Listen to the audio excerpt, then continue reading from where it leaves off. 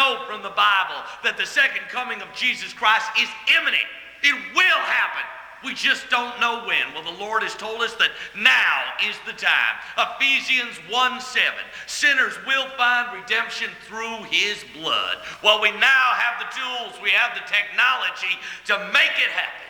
And the Lord has told us to make it happen, and we need your support. The United Christian Front formally announced today its plans to clone Jesus Christ from a DNA sample discovered in the spring of 2001, buried in Jerusalem. The UCF, the owners of the largest televangelist network in the country, have been raising funds for the project, which they are referring to as the J2 Project. But since the discovery, they have not been able to give the go-ahead until last week, when Congress's universal ban on cloning was lifted. Capitol Hill insiders say the sudden change in policy was fueled in large part by lobbying from groups funded by President Bush's faith-based initiative program.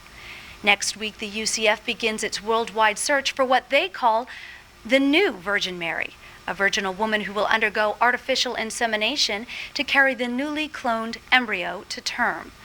Meanwhile, in an address in yesterday's Sunday Mass, the Pope denounced the UCF's plans, charging it as both immoral and unchristian. His Holiness quoted texts from the Bible to make his point that, quote, "No one but the Lord our God has any say in when his Son will return to earth."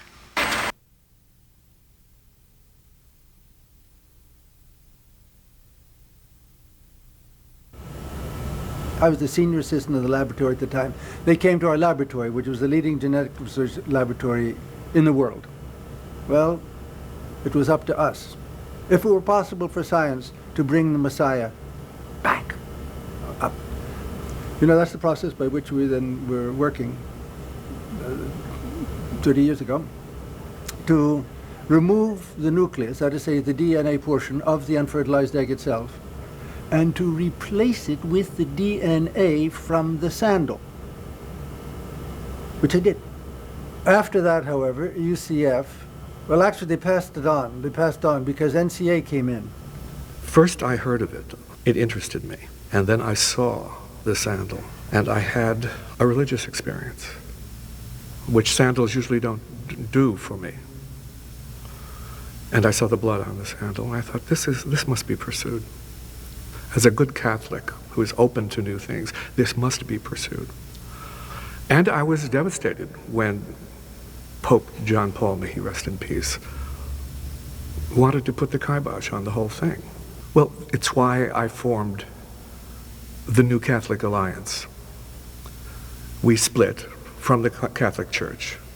All of us in the New Alliance wanted control, because we felt, and I think things would have turned out better if we'd gotten him earlier.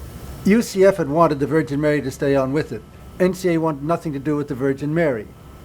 They said, all right, there'll be no Virgin Mary. I said, well, you're not going to do this child. You can bring this child up as if we're in the closet and going to have some kind of a wolfman. After all, we've cloned an absolutely perfectly wonderful, marvelous, normal human being. Absolutely perfectly wonderful, normal, completely average. And that's not easily done. Well, I said, so what we're going to have to do is get someone in to raise a perfectly normal, average child, perfectly average, normally. And that's what we did. So I found an excellent developmental psychologist. I joined at the time when they were knowing that the birth would take place, and I knew I would be essentially a father for him. He was put in isolation, which I thought also was a very good idea. The kinds of pressure that an individual faces as a celebrity, we know in this day and age, often destroys a personality. And it's not the kind of thing any of us wanted to see happen to him. And we did have a lot of fun together. The kinds of games he would like to play at first were sometimes, sort of hide and seek, but then charade kind of games. And then his intelligence started to blossom. And so the games that we would start to play from that point were word games and place games and guess the song. He loved music as well. History, philosophy, ethnology. I would bring in novels for him, and he would swallow them one after the other. And then we would start working on new languages. I could see this kind of gentleness of personality, but at the same time, a willingness to challenge established rules And learning, as much as he could and did, he would challenge me in much the same way that the young Jesus is said to have challenged the scholars. I wanted him to be more the Jesus in my heart. And I think everyone wanted that. And at first I thought it was possible. But then, as time went on, he became someone else. Ridiculous sermons, blah, blah, suffering, blah, blah, poverty, poverty, poverty, over and over again. It's an old song. We've heard all of that. We have heard all of that. I've grown up in extraordinary circumstances, but I think that it was handled in such a way that allowed for me to not be a star child. I think that there are lots of these children who, whether they be actors or exposed to fame at a very early age, who sort of lose sight of what's important and lose sight of, everything. I run a nonprofit, and I'm always kind of the, if someone does want me to do an endorsement, I'll do it if the money goes to J2 Inc. Because that's, that's what I live for. That's my business. That's what I do. It's just a place where kids can go and be with each other and help each other out and have dialogue about their problems, where they come from, and to get them on their feet when they're ready to leave. And it's somewhere they will come back to as a young adult whenever they need guidance, a place to sleep, some time to get down, to get their feet straight, to get thinking again. We play games, we play soccer, we just sit around and talk, and we discuss how they're feeling about the state of the world, and more than that, just spreading love, giving help to those who need it. We were looking for something new, something that would come with the cloning, that was as up to date as the cloning. And instead, we have these tacky soup kitchens. Although the soup isn't bad, it's the kitchen is tacky. J2 Inc. is supposedly non-profit, right? Fine. But I have heard he has his hand in the pot often.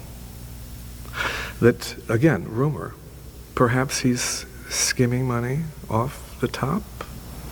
I have to say, I don't like that people accuse me of income tax evasion and fraud, and that I'm allocating funds from J2 Incorporated, but it's people, everyone wants to get something out of somebody, and I have nothing to gain. I'm happy with what I do. I'm happy with being in a nonprofit, and I have to go before the Senate again in a couple of weeks, and that's fine. I have nothing to hide. Non-profit? He is the non-prophet. Prophet. I'm not one for confrontation. I don't like arguing with people. I don't like saying you did this, because when I say it, all of a sudden it becomes this big deal, like, oh my God, we're wrong, or we're going against this person, because there's certain things I just can't say, because people will either take it too literally or just people tend to think everything I say is true. As far as thinking of him something special, he is special in the sense that he is unique. But also, do you realize how difficult it is to make someone average? And that was a real challenge. And what was remarkable is we succeeded. In the world as we have it now, he's the kind of person we need. He's a leader, but he's more than a leader. For me, he's my son. I don't have any other, and I love him. But for everybody, he's a hero. It's taken us a long time to realize that he's not what we thought he was. He's just a man. And I will not be judged by a man. He is in no position to judge me. Do you understand that? Amen. I'm just, I'm your next door neighbor. I'm not anything special like that. I mean, I'm special like everyone is special, but I just try to, live my life and to be good from what I know. But I don't think that really plays into it. A lot of people do. A lot of people want answers. I think that I am the source of those answers, but I don't see that necessarily as being the case.